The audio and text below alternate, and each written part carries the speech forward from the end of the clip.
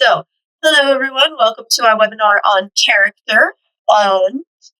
That's what we're going to talk about today. So, who are we? So, Val, introduce yourself. Oh, I am the operational muse. I know all things digital typeset production side. You know what I realized, Jen? I've been teaching workshops about writing and books for like pushing 16 years now, which feels very weird and I feel so old. But despite that, I've talked about at libraries and conventions and writers' conferences for a time now about publishing, novel writing, research, world building, character development, book design, reader immersion, foreshadowing, and so much more. I'm an award-winning fantasy romance author who loves putting mythology into her work, and I've written roughly over 30 plus books. Jen. I'm old because I've been editing for 25 years. Yeah, editor, writer, educator, professor. I teach all things English. I love language and history, and I write love triangles, happy endings, vampires, werewolves, witches. So that is us. So we today are going to be talking about character. So the first thing that comes up when you talk about hit hide. Oh, there we go. Was that? Yes. I didn't know if you could see that. No, it was blocking stuff. So I wanted to make sure as we got into this. It's fine. You're good.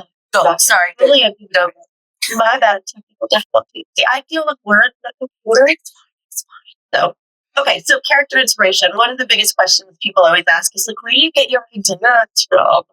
So, usually character inspiration is a combination, right? You have a bunch of different ideas in your brain, and then they all come together and they make sort of a new creation.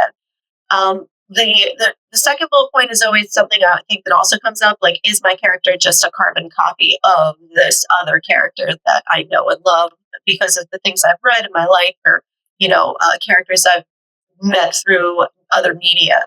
But as long as it's got your spin on it, it's your character, right? Unless it literally is the same name. And a great example of this is the Cinderella story or the hero's journey. We've seen those characters remade and just with a slight tweak to the right and left, and how drastically different that changes how a story unfolds.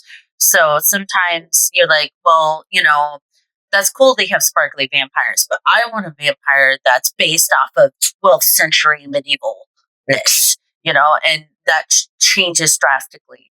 That's basically what prompted Cedric, right? Other times, like where I get ideas from characters come from all over. Sometimes it's a dream.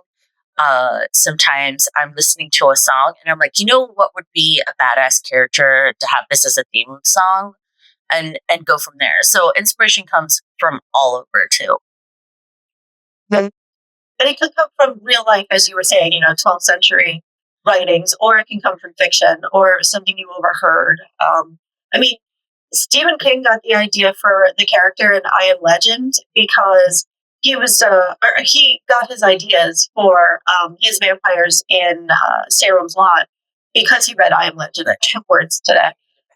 There's a scene in I Am Legend in the story, Richard Matheson, where the character kills a vampire in a grocery store, and the vampire's like asleep in the freezer, like one of those like freezer beds, and then he stakes him in the freezer.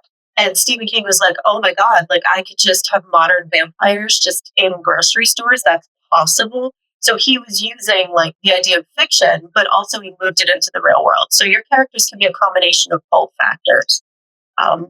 There's no rules here. Any other thoughts on inspiration, Mel?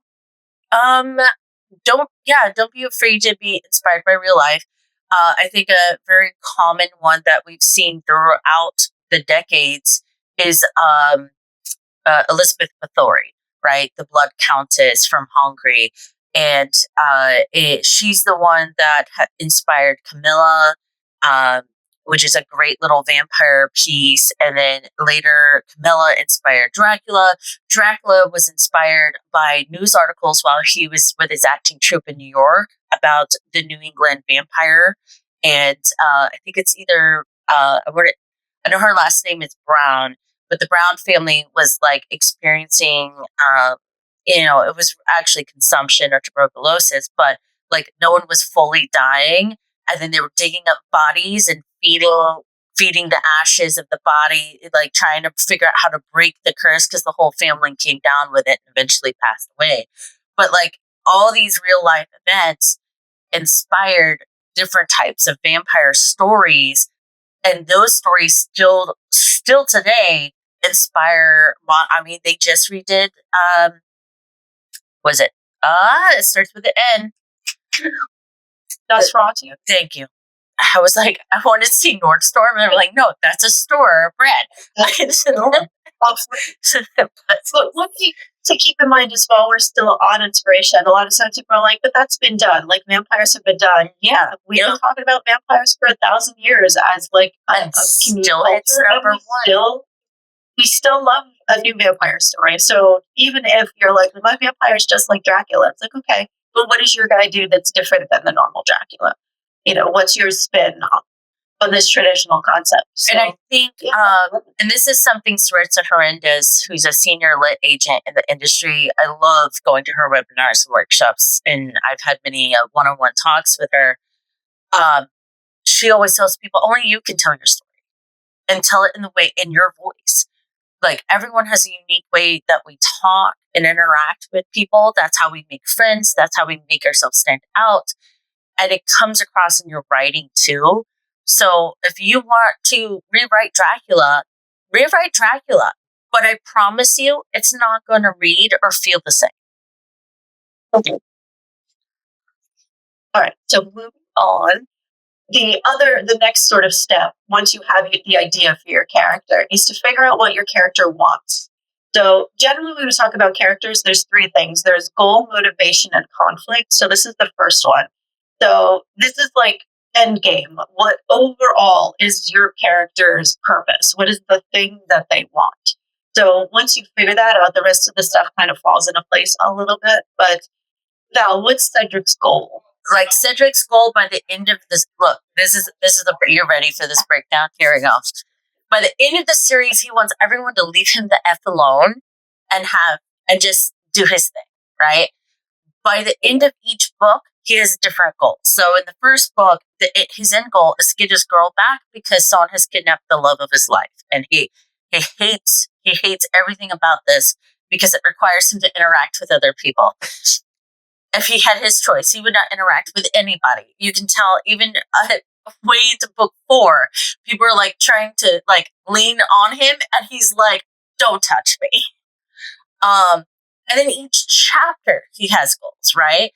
Like there's one chapter that he's so pissed off that he just needs 5 fucking minutes alone, and he's gonna go kill something because he's got to get his anger, because otherwise he's gonna kill someone that he needs in order to achieve his bigger goal, right?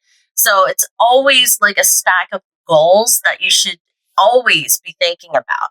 They should have goals for each chapter, each book, and then know what that series or goal is and how they all feed into each other one way or another. So the pantser in me realizes that what you just said sounds terrifying.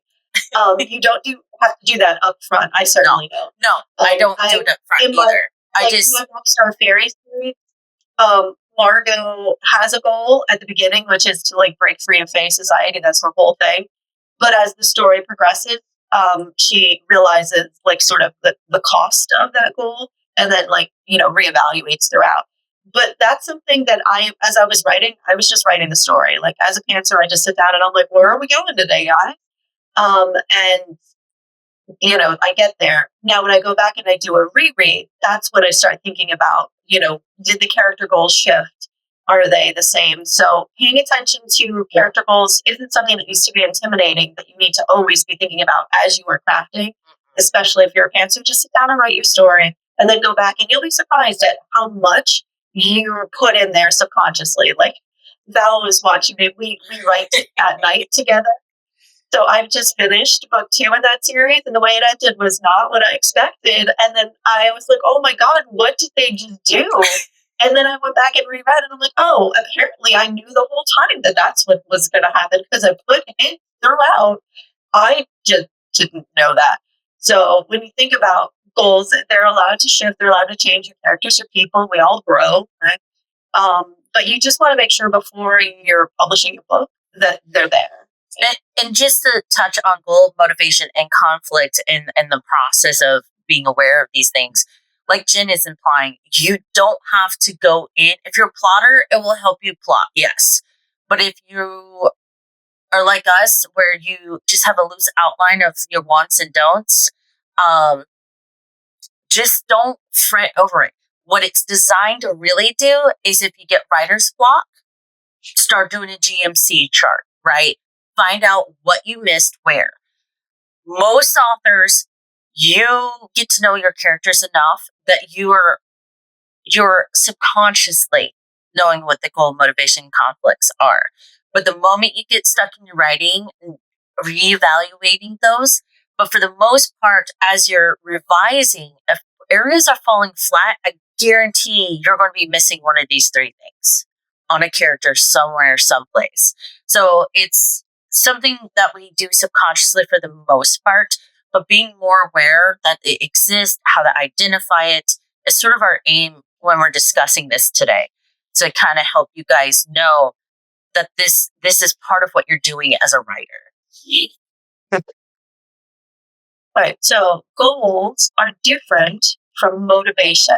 So the goal is the end game, right? That's what you want. Your motivation is what gets you out of bed every day, right? It is a different, quieter thing. It may change, as Val said, from chapter to chapter. You might have a different thing pushing you forward. Like right now, I need to get through, like for Margot, she's like, I just need to get through the next show because it's rock stars. So she's a stage manager. So she's like, I just have to get through the performance, make sure everything goes all right. And then I'll deal with all the other supernatural stuff that's happening in my life. So your character's motivation is going to shift throughout. But you also, at the end, when you go back and you revise, make sure that that motivation kind of still lines up with whatever their goal is. And if it doesn't, then perhaps their goal has changed and your character has grown or shifted in some way. Yeah, motivation is, and yes, and it could change. Like what, because think about what motivates you to do the things in your life. Sometimes it's as simple of because I'm supposed to, which is a great hero's journey, right? My motivation is I have to save these people because that's what I'm supposed to do because I'm a hero. That is an okay motivation, but know that it's eventually going to have a conflict with someone else, or even conflict with a goal or shift as goals shift. And just like goals and conflict, motivation will also change. Because usually in especially fantasy romance, they'll start with, because it's my duty. It's because I'm a hero. It's what I'm supposed to do. Then he meets the girl or he meets a friend and he's like, I have someone to protect. I got to get stronger because I have to protect what I love and hold dear. So those motivations change even in classics. Cinderella, her motivation was just to escape a terrible thing. And now she's like, oh, but now I want love. It shifts. It doesn't have to shift drastically. Sometimes it's a nice little nudge to the right and left, or it just evolves into a different variant of the original goal. But there should be a goal that they're aiming for. There's a chapter. So this is more classic contemporary romance, right? You'll have a chapter where her only goal is to go in and get that coffee because it's been a rough day. But her motivation is going to shift because she's going to see the guy she likes. And now in the next chapter, that motivation shifts to, I need to find a way to say hi to him, right? So that's, they should daisy chain off of each other all the time. Detective mystery, we see it all the time. Like if you watch an episode of CSI, watch how often that motivation and their goals and conflicts but bang into each other throughout each scene. Hey, my motivation is come and evaluate this scene because I bet you I'm going to find this. Then they find something 180 of that. And now they're conflicted with that because they were so sure of this. And now they have to figure out what that means. And now their goal is unfolding what this new clue means. And that motivation pushes them through. So it's the pushing force for your goals and conflict is that motivation. All right, I was going to say one thing if I can. Yes. Yeah, go for it. So a lot of times something that I found in my most recent book is that sometimes the goal, the end goal, is kind of the motivation for the characters in the beginning, and you obviously want to get there at the end. But I had one of my characters, and I'm a pantser, so I was like, where are we going today? The character stopped on her like big long journey to fight the big bad and had a really pleasant day with her family. And it was a total goal switch from I've got to save the world kind of an idea to, maybe I could pause and enjoy the little things of life. And it added such a depth to the character and to the story itself that sometimes the goal changing can be a downgrade, a temporary downgrade, and it adds a lot of depth. Yeah. Definitely. I was just going to say, so my meme has two problems with it. Both problems. The number one problem is the editor in me knows that there's an ellipsis there and it's missing a dot. So for those of you who are looking, after your dots, you need 3 dots, right, to make an ellipsis, not 2. It's a typo on the picture, and I used it anyway because I love Star Wars in my soul. And one of the things that happens, I don't know how familiar you guys are with Star Wars, but Obi-Wan in the scene realizes that he has stumbled onto a secret plot to build clones. And he's like, of course I know all about this. That's why I'm here, to talk about a clone army. So your character doesn't always have to know why they're doing the thing. And it can happen after the fact where they're like, oh, you know what? I don't actually have to always be focused on saving the world. Sometimes I just want to hang out with my family and appreciate the little things. And you as a writer may know that's happening, or you may not. You may later on, you go back and you reread it and you're like, thanks, past Jen, look how smart I was. I did a thing. So your characters can be aware of the thing or not. It doesn't, either way, it's still no works for motivation. But three dots for an ellipses, guys, just so. Sure. Anything else on motivation? I think we're good. Let's talk about conflict. Conflict's the fun thing. The fun things, right? All right, so this is my English teacher coming out. Whenever you talk about conflicts in any kind of literature, there's always the big 5. There's going to be man versus man, right? You're human, you're alien, right? Versus some other entity that is of a similar nature. There's going to be man sort of conflicted with himself. And by man, I mean human, right? Entity, not just man versus woman. The self-conflict is always the, oh no, what am I doing? This is crime and punishment all the way. Man versus nature, are you fighting volcanoes or sharks or, snow, avalanches, whatever.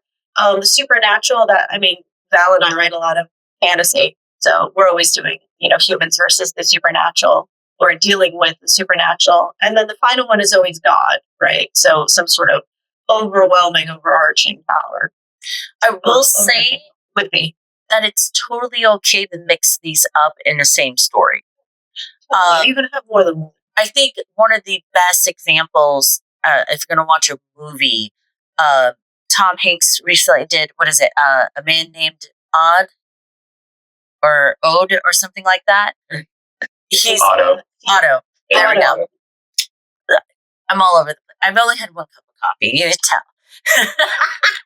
So in that, you get to see him go against other people, he's constantly going against himself. It circles back to that conflict often, but he is constantly, having a crisis, in faith. He's fighting nature and things breaking around the complex, and he's the maintenance guy. He's constantly, facing his neighbors and these other people who are moving in, and it's just interesting to watch how that conflict shifts and disrupts the goal and motivation of the character. His goal is to basically take himself out because he has nothing else to live for. And and that's him versus himself as part of that conflict. But the fact that we can shift those goals and conflict constantly and shift his motivation. Like his motivation is, let me just take care of this, and then I can go back to taking care of me in a not so positive spin. But it's that whole, it's a great example of GMC shifting into really iconic ways that's identifies and shifts between different types of conflict, and that how it adds depth not only to his character and starts to shift his goal and motivation to more positive of instead of taking himself out to bringing himself back into life, right? And that's sort of, and you have to have enough conflict to justify that strong of a goal or motivation, right? So, Ty, like you were sharing, she got there, she had a moment of peace. Now she's conflicted, and it's going to shift her goal and motivation because that conflict has influence all the time. One that's not listed here that also, and sometimes people that you could put them in whatever category you kind of want, but man versus society. So that would be like your dystopian, a lot of you could call that man versus man because society is man-made. But sometimes people will subcategory it and be like, when you're saving the world or fighting the system or trying to overthrow the king or whatever it happens to be, man versus society would be another one. And then, you flip it all around. I've also seen it's a man versus nature. It's man versus world. And it usually kind of encompasses both of those concepts. So, but yeah, no, conflict is great. It doesn't have to come from the character themselves. It's usually reactive of the character as something that's happening around them, to them, or past trauma. Like it's something that's going to influence them, and then it may influence a shift in goal and motivation. And most parts, I would say it should shift one or the other, even if it's a slight shift, or even encourages or double down that their goal and motivation. This is why I have my goal. Like it should either add to it, shift it, or push it back and make them second guess themselves. So it should be constantly. And that's why I think a GMC chart, when you're stuck writing, is so important. Because a lot of times everyone knows what their goal and motivation is. And then they realize, oh, I don't know what my conflict is. And I'm like, okay, well, that's where you're missing. That's the connecting piece to the first two. Oh. And it doesn't have to be a big conflict either. It could be something small, like, your characters can be engaged in like a dish war. Like, I didn't make those dishes, I'm not going to do them. And then the dishes pile up. Like, it could be something really minor. You don't always have to be saving the world. And like in my example earlier, her goal and motivation shifted to, oh, my crush is here. I need to find a way to talk to him. But her conflict is now the coworker has shown up and it's the jabby one, right? She's like, no. I'm going to miss my opportunity. He's leaving. It could be as simple as that. Or it could be, I should not spend money on coffee today, but I need coffee today. You still got conflict going on. All right. So the next thing that you want to think about is all of the details.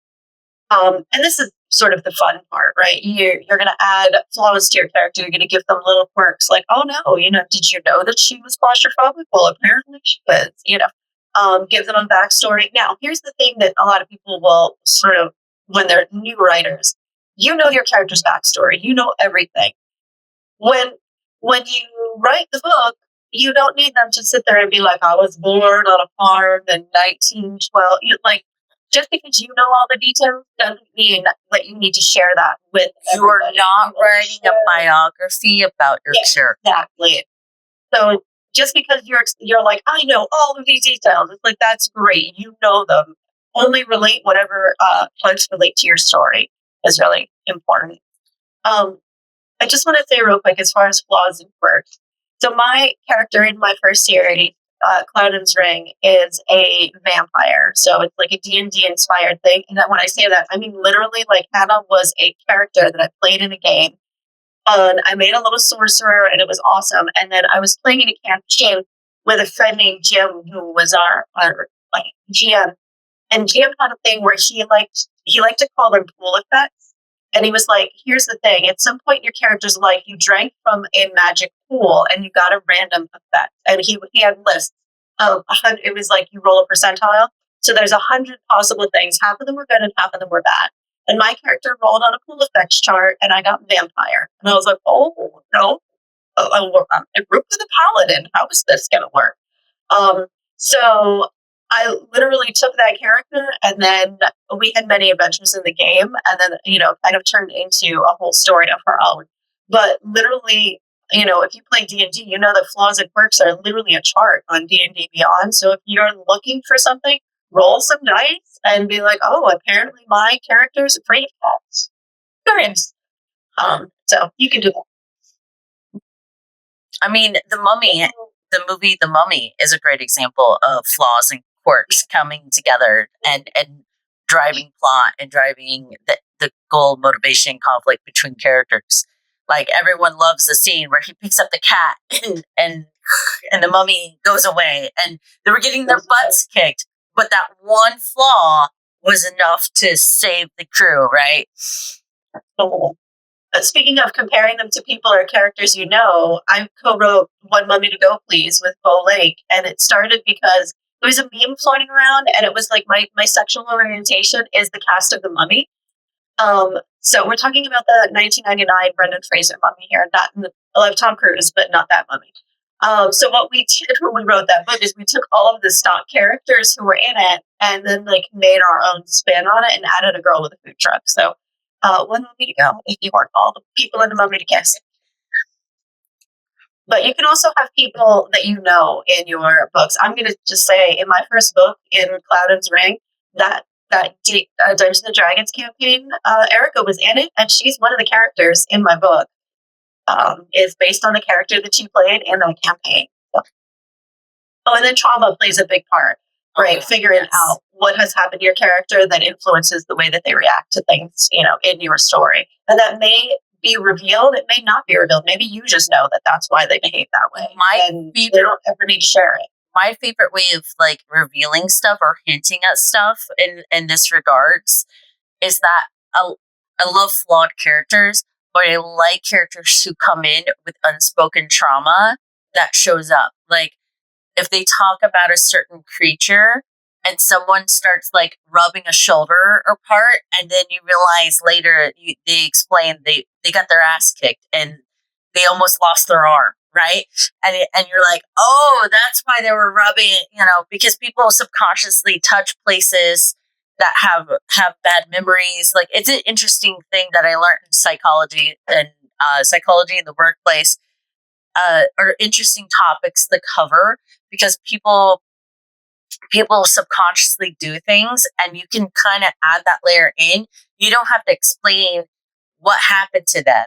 But also, I think Jin just read, what is it? The Assassin Saint, where Ashton's trying to explain to his brother, hey, you need to pay attention to who you're fighting against and pay attention to the following body language, because that's going to let you know how experienced they are or how deadly they are to go against. And he's like, what do you mean? And he's like, he's like, are they shaking? Shaking goes two ways. Are they shaking because they're excited? Because that means they're probably very murderous.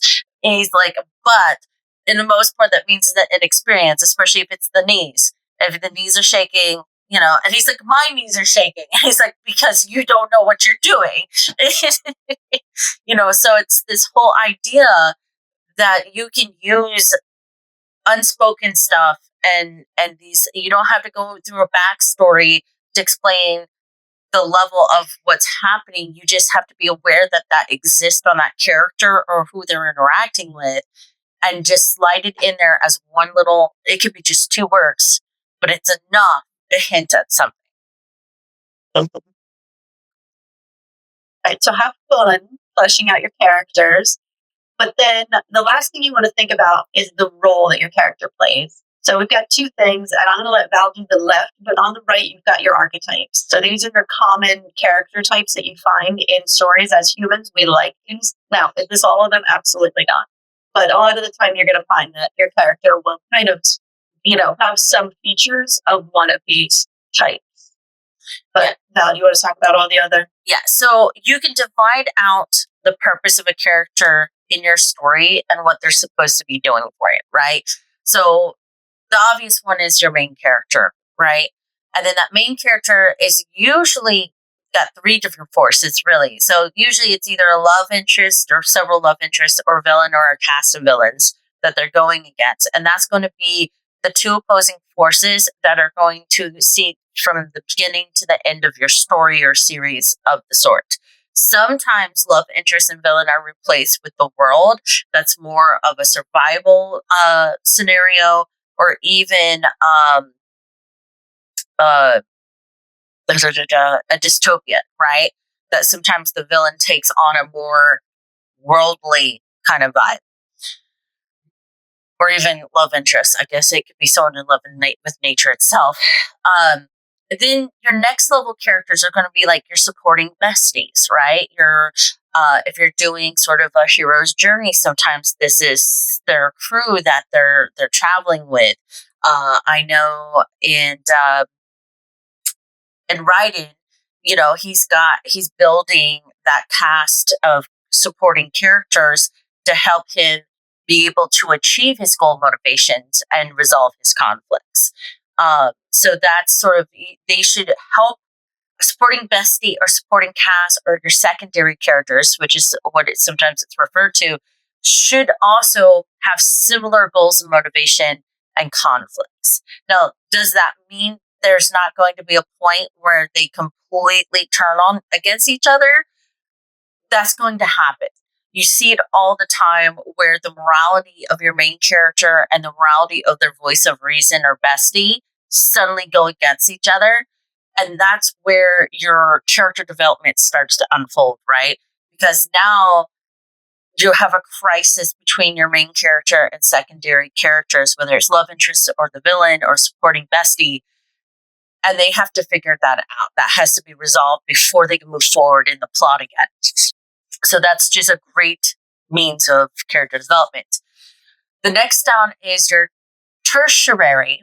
I always Tertiary. cannot pronounce that word for the life of me. Your third tier of characters are like the characters that add a little something. They're constantly coming and going. It's like the maid who is kind to the princess. She's not always there. She doesn't have much in the way of being able to move the conflicts or resolve anything for the character, but they help in some sort of way, or they provide some understanding. My favorite way to use these characters is the sort of, here's a great example, right? They go into a village and he sees a boy playing with his dog, right? And they come back and he almost lost his best friend, and it's the boy crying over the dead dog. And the character's going to have a moment of mental crisis because he's like, that could have been us 5 minutes ago, or he comes across that scene and it's foreshadowing that this is going to happen to them on this quest, right? Those background characters can still hold weight. They can provide tools to resolve a goal. They can provide a means of adding more conflict. They come into town. Why is everyone shutting up their doors? Oh, well, don't you know? People can get hung if they are caught helping you. Well, now we have a goal, motivation, conflict between our background characters and the hero that has to be resolved in some way. So that's sort of that. You also have a lot of background and fodder, but you come into a village and you say, oh, it's a bustling market. And you don't ever say anything or hint about any of the sounds or noises or them bumping into people. Like in Judgment, this happens all the time. He's trying to tail someone. People are bumping into him. People are shouting. Things are happening, and then he loses them, right? You be aware of how much background and fodder characters you've indicated, and make sure that your writing reflects that and that it impacts your character's goal, motivation, and conflict in some means. So that's my spiel. As far as tertiary characters, also that could be your comic relief. Like if you've got, your character goes to the bar, the bartender gives them some grief or makes it funny. Usually, you can use them to do, as you were saying, they can move the plot along. They can give you important details that they need, but they can also just be there to kind of lighten the mood. And then background fodder is always, like if you're reading a crime story, it's the body at the beginning. It's going to be your fodder. But it's funny that you talk about a crowded market because I'm writing Rockstar, so there's always the audience, there's always groupies. And I had to go back in my revision to be like, oh, my groupies just disappeared because they didn't really matter for what was happening in these particular shows. So I went back and I added them because I'm like, oh, rock stars think there should be groupies here, as part of my sort of the vibe. But yeah, and also these are, and you don't have to go through this like a checklist and be like, do I have a supporting bestie? Do I have some tertiary? Like your story may need one or the other or more, just depends. I mean, if you're going to write a reverse harem, your love interest, it's going to be one. So. Yep. All right. Anything else about roles? No, but I think Archetypes will take it to the next level. So. Yeah. And then I think you could do like the wise old man, the best friend is always one of them. The woman is always the temptress. If you go back to the hero's journey, we keep talking about the hero's journey in case you've never heard of such a thing. You want to check out a book called The Hero with 1,000 Faces by Joseph Campbell. Basically, Joseph Campbell traveled around the world. He was an anthropologist, and he realized that as humans, we like the same story. All of our heroes, regardless of where in the world we are, all follow kind of the same rough journey. So if you just literally Google hero's journey, you're going to get 8 million versions of like the wheel, and it shows your character going on a journey. And usually they meet the same types of characters. There's a wise old man, there's a spiritual guardian, there's a best friend, there's a temptress, there's a villain, blah, blah, blah. All right. Then I think we kind of think that's awesome. Oh, okay. And I put minions here because I love the minions. But also while you're watching Minions, there are 3 characters, and when you're watching the movie, you know who they are. It's crazy because it's not about them unless it's the Minion movie, right? But you're like, oh, that's Kevin. Oh, that's Steve. And you remember, like, these are their little character quirks, even if they're just in the background. Like in the Despicable Me movies, it's not about the Minions. But you know when you're watching it, while you're watching everything else, you're like, oh, that's the Minion who likes to, do this thing. So they can be distinct even though it's quiet. All right. Any other questions, comments, thoughts? I'm good. What about you, Ty? You got anything to add to this? Put your on the spot. I don't have anything to add. Just I love reiterating that sometimes these tertiary characters that round the world out can come out of nowhere, and at first you don't think they really play a vital role, but then the more you write about them, it's literally happening to me right now. The more you write about them, the more you realize, oh, the story would really, really be worse if they weren't in it. So you just gotta kind of listen to it. Yeah, I have to say, when the star is just became important. I'm very partial, especially I think in the Trebon Family Saga series, you get a lot of those types of characters that help flesh out. Yeah, the apothecary, the bartender, the cousin Ruth, even Duke Chapman and the people at the horse stables, the King of Jacks, like all of these. The Cardinal is a great example. And then of course Burb, the butler, thanks to Ty. Like Jesus. Put a bell. Why there's a weird bell in the middle of that? Awesome. I know. I was going to ask you about that. If that had any kind of. I don't know. I did poor slide management. I'm sorry. I didn't blow it up. I guess on my screen I couldn't see it until I made it this big. Oh, okay. It's fine. We're good. But that's it. That's us talking about characters. So happy writing, everyone. Full motivation conflict.